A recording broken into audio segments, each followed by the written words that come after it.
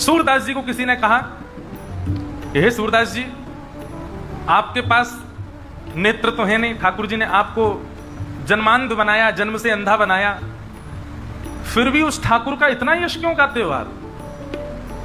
व्यक्ति तो उसका यश गाता है जो उसकी सहायता करे, पर ठाकुर जी ने आपको जन्मांध बनाया, आप उनका इतना यश क्यों गाते हो? सूरदास जी का उत्तर बड़ा सुंदर। सूरदास जी कहते हैं, बोले भैया, किसी व्यक्ति को यदि कोई योग्यता मिली है तो इसका मतलब क्या है, उस योग्यता से वो अपनी रक्षा सुरक्षा स्वयं करे।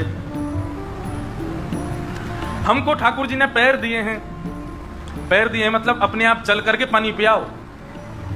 हाथ दिए हैं, अपने काम स्वयं कर लो। नेत्र दिए हैं, इसका मतलब सामने से यदि कोई आ रहा है तो हट जाओ, सामने गड्ढा है तो बच करके चलो, लांग करके चलो, सामने थोड़ा ऊंचा बम्पर जैसा है तो छलांग करके चलो। नेत्र ठाकुर जी ने दिए, माने अपनी स्थिति स्वयं समझ लो और स्वयं को बचाओ।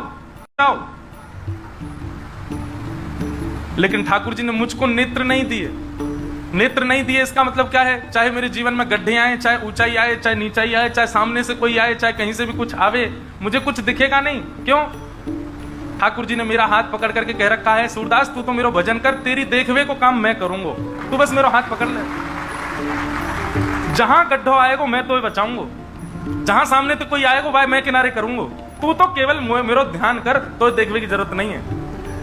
ठाकुर जी ने किसी को अपूर्ण करके भेजा, इसका मतलब उसकी जिम्मेवारियां कम करी हैं ठाकुर जी ने। तू कम बर्डन ले यार सिर पे, काहे को इतना सिर पे ले रहा है, थोड़ा अपूर्ण रहे। लेकिन हम उस अपूर्णता को अभिशाप मान करके दुखी हो जाते हैं। क्यों? इसलिए भैया, किसी भी रूप में, किसी भी भाव से यदि आप अपूर्ण हो तो निश्चित है कि श्री कृष्ण उस अपूर्ण स्थान पर बैठे हैं, उसी अपूर्ण स्थान को उन्होंने स्वीकार कर रखा।